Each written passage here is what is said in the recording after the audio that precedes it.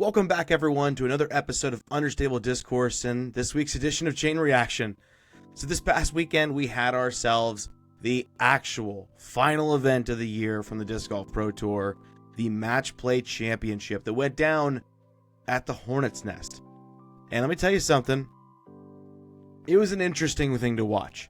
Now, personally, I didn't get to watch it live because I was in Virginia for the Heiser Club Championship for Foundation. A lot of fun, great time. Go support Foundation over on Patreon. However, I watched the whole thing when I got home. And there are some pros, there are some cons, and we'll kind of walk through the results a little bit. So let's get into that. Now for me, when I'm looking at the pros of this event, the first thing is the venue. I mentioned this in last week's episode. I think that the Hornet's Nest is a great place to have a match play style event because of the way the course is designed, with some open holes, some park style holes, and a lot of really tough wooded holes. And it presents a problem for players who don't have an entire package of skills. And even those who do, you can kind of get off your pace and rhythm and struggle a bit. And we'll see that when we go through the matches. So the venue is really, really solid. Next up for pros, I would say the commentary crew. Really, really great across the board. Having Grant Zellner kind of be the lead commentator with Big Germ as the secondary and Brian Earhart on the ground made for a great combination of the three. I love Brian's perspective, having a lot of experience in North Carolina disc golf, but nobody probably has more experience from a professional side with Hornet's Nest than Big Germ. So having him made the most sense because the man knows the course. He probably could walk it blindfolded and has had a lot of, hand in getting the course where it is now. He talks about some of the tee positions that have changed and how he has helped create those, and just his stories about Hornet's Nest are second to none. Now, I will say it leans a little bit into the con because as fantastic as Big Germ is, sometimes he can get into story mode and it takes us out of the commentary of the event a little bit. So I will say that 90% of him being on the mic is a humongous pro for the event. But there are moments when it gets a little over the top. But I'll still take him over some of the commentary that we've seen this season. Another big pro, I think, for this event was the Chris Dickerson substitution. Isaac Robinson had to pull out of the event for, obvious reasons. He did just celebrate the birth of their child, so big congratulations to Isaac and the Robinson family. And so Chris Dickerson comes in to the event, and I think he's a fantastic addition. Chris has a lot of success and history at Hornet's Nest, winning the Pro Tour Championship out here, and is a fantastic player for this kind of format. Even though he didn't make it into the finals initially, I think it's going to be good to see him perform. So that's really, really solid. Going into the cons of the event, if I'm going to be very, very upfront and frank, I think the format for this event, the bracket style, I think was great. But in terms of how they chose to present it to viewers, really needed a lot of work. And first and foremost, another big con here is the build up to this. I feel as if the match play was something that was a secondary thought a lot of the season. They really didn't do a great job. I mean, they made the posts about match play, this, that, or whatever. It just didn't feel like the full strength of the Pro Tour's marketing was behind this, and that this event just happened. And that's what it was. So there wasn't a great build up to this. And then you get to the format, and it is, like I mentioned in last week's episode, we got four matchups every single day for MPO and FPO. We didn't need to see the 7th place matchup. We didn't need to see the 5th place matchup. And I would argue that there's a realm where we could have not seen the 3rd place matchup. But you could make an argument for that depending on how the payout structure worked. I get that. That may be the case, sure. But there were a lot of times throughout the rounds where we're watching cards of players who are not in the running to win the event anymore. And I think when you have an event like this that is not going to be very well attended, and it didn't seem to be very well attended, and it's the end of the season, and people are kind of, I think, a little exhausted, and a lot of people have already probably shut down their Disc Golf Network subscriptions for the year. This could have been taken care of in a lot better way. For me personally, if I would put this in an ideal situation, I would say they should have this whole thing be post-produced. Film the matches and then release those matches in an individual format.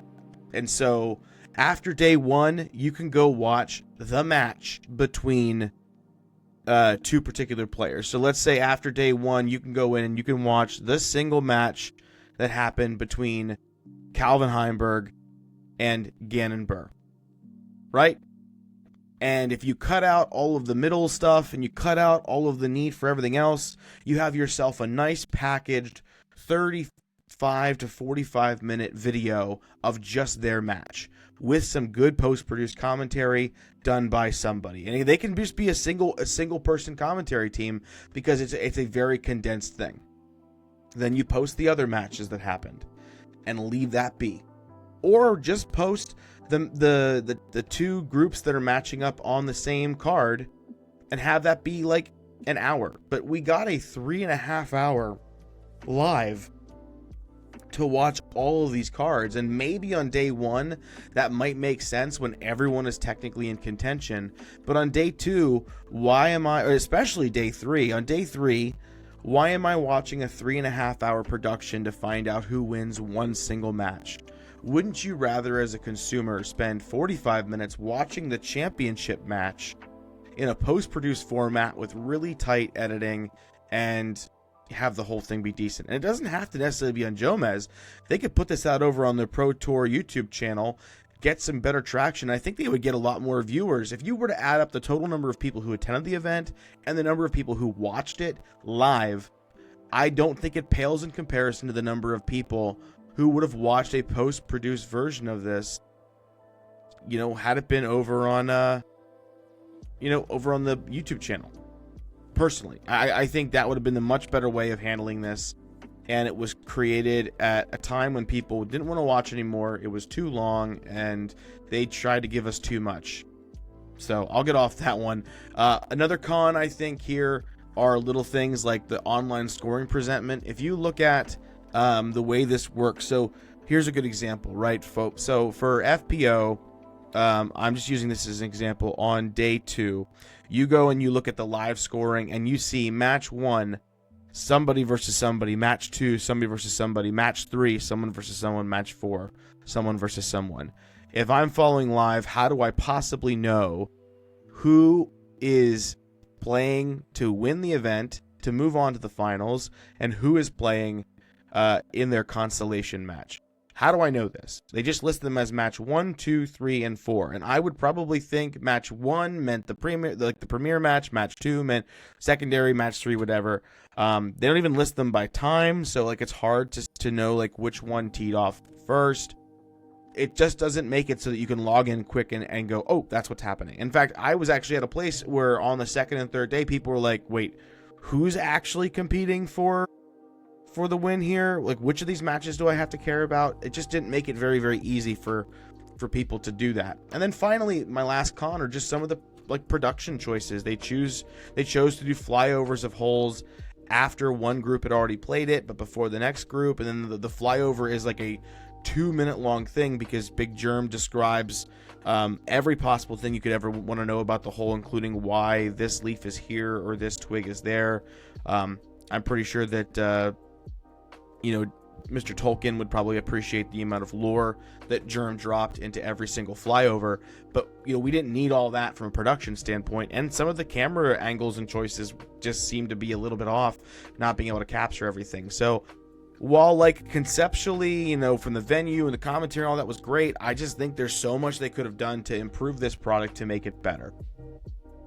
I will now get off my high horse about the event, and we will talk about what actually happened out there, because ultimately that's what matters. If you didn't watch the event, and you're using me as a way to sort of get to what happened, we'll go through it a little bit here. So starting over on the MPO side in round 1, You've got Ezra Aderhold versus Niklas Antala, which is like the power versus precision. And Ezra's got a little bit more experience on the course with Niklas, not having as much. And he really seemed to struggle and come out to a very flat start. And he didn't take a point until hole 8. But he got 2 in a row, and he gets it, kind of gets it going a little bit as they head into the woods, which makes sense from like Niklas's skill level that he would play better as they get into the woods part of the course. And eventually takes a lead in the woods to go up by 1, but we make it to hole 14, which is 415 feet. It's kind of a left to right dogleg style hole, and Niklas chooses to go with the backhand that kind of flips up and then turns and runs, which is a very high, technical shot in terms of skill, and he hits a guardian tree and kicks out. Ezra puts it close to the basket with a forehand, which is like the preferred shot shape for the hole, and he ties it up. We get a few holes of being tied, and they go into hole 17, which if you're ever familiar with Hornet's Nest and Ezra Aderhold, when it comes to hole 17, he probably plays that hole better than anyone else does, as he eagled it the last time the Tour Championship was held there, and then he eagled it in his practice video. And while he didn't eagle it for this match, he got the birdie, and then he went up by 1, and hole 18, just when you think about raw power, Aderhold was able to get to that basket with no trouble whatsoever. Not saying that Niklas couldn't, but Ezra definitely shines in the power category with accuracy a bit more than most people do, and he takes the win. The next match is Chris Dickerson versus Anthony Barella, and man, I would have loved to see this go a certain way. You guys know, if you listen to it, that I thought that AB was going to win this match. Dickerson just has a lot of success with this course, and AB has just been shut down since USDGC. We saw at the Tour Championship that he didn't seem to really be playing very well, and that carried over into this event. I'm actually looking forward to talking to Paul Ulibarri about it over on Tour Life to see what happened, because Uli was his caddy this weekend. But he just didn't look like he was very present in the match. He missed 3 C1 birdie putts, and not like, oh, he missed a 30-footer. No, there were a couple that were like 20-footers that he missed, clanged him off the cage. He just didn't seem to be there. He sprang some shots off the tee pad, and by the time he figured it out, it was just way too late, because Dickerson had closed the door on the match and takes the win. And we move over to the Gannon Burr Calvin Heimberg match, and this is kind of the same thing. By the time Calvin found his stride on holes 8 and 9, Burr was already up by 3, and those were the last points that Calvin would see. Gannon won that match what feels to be pretty decisively. The only match that felt close was Ezra Robinson versus Matty O, and it started pretty big battle with Ezra taking the point on hole 1, and a couple halves. And first of all, let's talk about this for a second. I don't like the word having a hole, like HALVE, because if you're not like paying attention or you're just listening to it, when you say this is to have the hole, I think most people would say, oh, that's to have the point for the hole, but we're talking about have, HALVE, which means to have half the point go and no point goes to anybody for the hole. It's just I understand the term from a match play perspective, but it is hard when you're just listening to an event.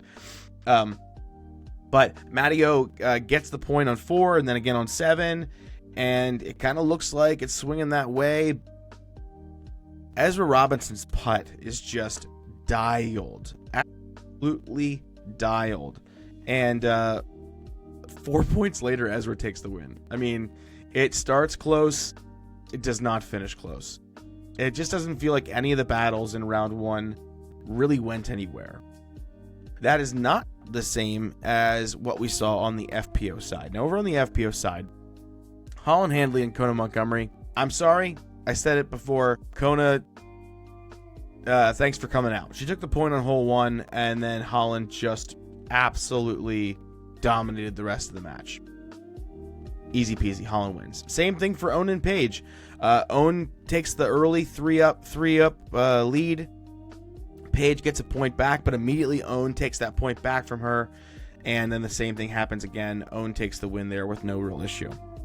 But now we get to the 2 battles. First, Katrina Allen and Ella Hansen. I thought this would be a bit more decisive than it was, and it kind of went back and forth quite a bit with Katrina Allen up early, and then she goes and she wins 4 points over 5, or sorry, for Ella Hansen, my apologies. Katrina goes up early by a point. Ella Hansen then takes 4 points over the span of 5 holes to get back on top. And Katrina finds herself on hole 11 down by 1 with Ella close to the basket. So she throws it in from 156 feet to make sure that the hole gets halved. And so going into hole 17, Katrina Allen now finds herself into a position of being dormied. Essentially what that means is there aren't enough holes and points left for her to win the match. At this point, the only thing she can do is win out every single hole to push a tie. So being in a dormy position is not a very comfortable one if you're the person who is behind. All Ella Hansen has to do is tie 1 hole with Katrina Allen or win 1 hole, and it is over. Ella bogeys hole 17. Point goes to Katrina Allen. Ella then gets up on hole 18, and we feel like, okay, this is going to be the hole where she's going to be okay. Ella Hansen she's a power thrower. It's going to be great. Gets off the fairway, and then she finds herself off the fairway again. Cannot get it done. Katrina takes hole 18, and the match ends in a tie, moving us to overtime. And so in the overtime, we go to hole 1 again. Katrina Allen steps up and she stripes the fairway shot. Beautiful. Finds herself around circle's edge. But we've seen Katrina Allen have a putt to potentially be victorious at this course before. Hole 17 a few years ago when she went back and forth with missed putts and kept herself from being competitive. It was a tough time. Tough watch. So not out of the weeds yet. Until Ella Hansen hits the first available tree and can't get up and down to save the par, Katrina Allen wins the match and moves on. Not what I expected, or what probably a lot of us expected. But what we did all expect was a match between Missy Gannon and Silva Saarinen. Absolute battle of consistency. Hole 4 saw the first time anyone struck with a point. That was Missy Gannon taking that one down, followed by Silva responding by taking holes 5 and 6, and then eventually holes 10 to now be up by 2 on Missy Gannon. And a lot of players here would crumble in that scenario. We've seen it already. But Missy is not that kind of player. She takes 3 in a row to put herself over Silva by a point. Not to be outdone, though, Silva takes it back right away on hole 14. And so down 1 with 2 holes to go, Missy takes hole 17 and squares the whole thing up. And they finish tied. Neither one of them really being power players, so hole 18, it is what it is. So they finish tied. Hole 1 of the playoff, Silva misses a circle's edge putt for the win. They both par. Moving on. Hole 2 of the playoff, Silva misses a circle's edge putt for the win. They both par. Hole 3, Silva gets into a bit of a trouble off of the tee, putting herself into the rough and just cannot get out and save herself the par. She takes the bogey. Missy gets the win with the par and moves on to round 2. So we move over to the MPO side for round 2. And I'm just going to tell you now, I'm not going to report the results or the details of the results for the matches that were not part of this. I'll tell you right now, if you care about it, the Calvin Heimberg beat Matteo 5-4 in the second round, and Anthony Barella beat Niklas Antala 7-5. So AB found it in round 2, but just did not have it in round 1. But our 2 matches in round 2, we have Ezra Robinson versus Gannon Burr and Chris Dickerson versus Ezra Aderholt. So the Ezras are fully in play for this one here.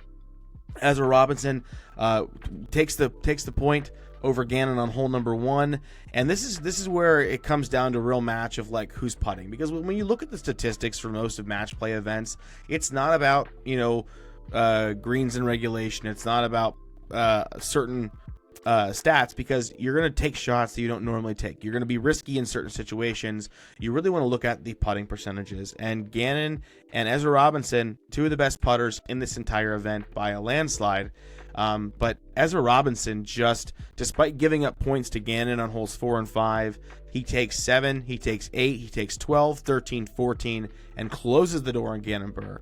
I believe Ezra Robinson didn't miss a single C1X putt for the entire event. However, some of the stats were not recorded in round 2, so thank you, Thank you so much, PDGA scoring consistency.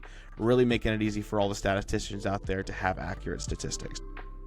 In the other match, Chris Dickerson versus Ezra Aderhold, we saw a real, true battle here, with Dickerson getting the early lead by a point, and then Ezra following with a point. And this is where we see something very particular happen, and that's every single time Ezra Aderhold gets a point, Chris Dickerson responds immediately. So Aderhold takes hole 4, Dickerson gets 5. Aderhold gets 6, Dickerson gets 8. Aderhold gets 9, Dickerson gets 10. And then Dickerson takes another point on hole 15. Aderhold gets 16, and then Dickerson takes 17. Like, it's just every time Ezra Aderhold took anything at all, Dickerson immediately responded with a point and takes the win. Honestly, Cinderella story coming into the event to shuffle in for Isaac and getting the job done. Moving on, he beat Ezra Aderhold. Could he go on to beat Ezra Robinson? You'll find out here shortly. But hopping over to FPO for the semifinals. Real quick, you had Ella Hansen beating Kona 4-1, and Silva just destroying Paige Pierce 7-2. Moving on to the actual matches, you got Missy Gannon versus Owen Scoggins. Super excited about this one. I predicted that Missy would have a bit of an off round for the second round, that Owen would take the win.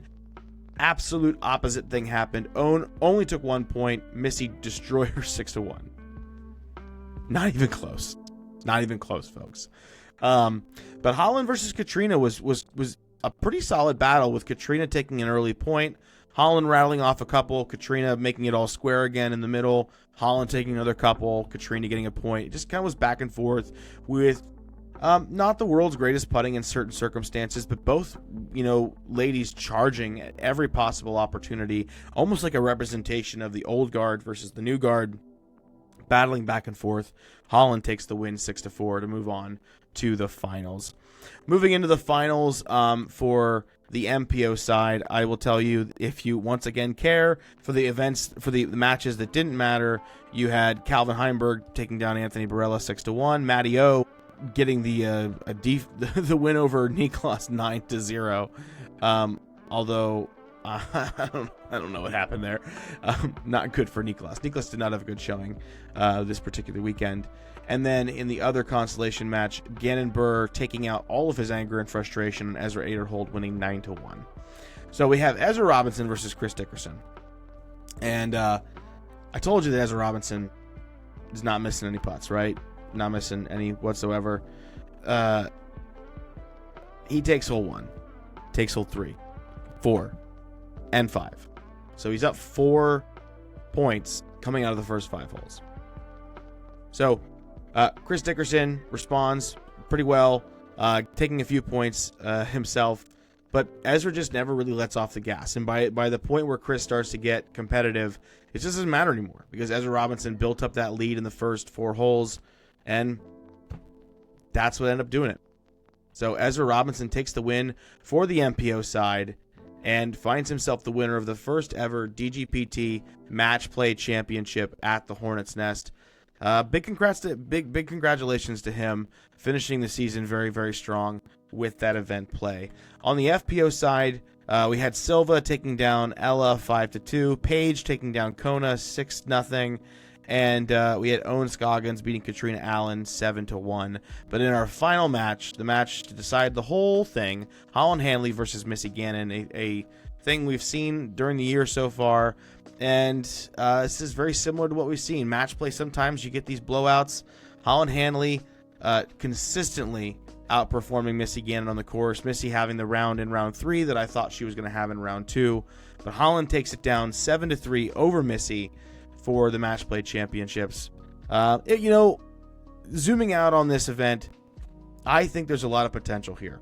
I truly, truly do. However, the Pro Tour has a habit of changing things 100 times, year after year after year. We'll see if this comes back, what changes they make. Will they learn from their mistakes? Should they make this a one weekend big event and that's it? Or are they going to try to have this go season long? I know there are players who really wanted to be a part of this but didn't get the opportunity to do so. I would love to see other players get a shot. I feel like there are people who could be really competitive in a match play environment that we just didn't get to see here because they weren't like a top name person. But that's my opinion. What do you think? Did you actually watch this weekend? If you did, let me know what you think. Am I off base when it comes to my critiques about the production and the setup, or do you have a different opinion? Let me know in the comments section down below. Later this week, we're going to be having our episode where we kind of look at the off season and look ahead. And now we can start really looking at a wrap up of 2025 and get into a lot of the interesting things that happened this year. We're going to talk about some of the top storylines that happened and really just sort of sit back and wait for the next season to start. But there's a lot of content coming down the pipeline. I'm not going to leave you hanging. You're going to have stuff to listen to going forward on Mondays and Wednesdays as we kind of react to 2025 and look ahead to 2026. But that's it for me. Thank you so much for listening. If you like what you heard, hit that like button, subscribe to the page. It's the best way you can help support the growth of this channel. And until next time, make sure you're watching some disc golf and playing some disc golf. This has been Understable Discourse and today's edition of Chain Reaction.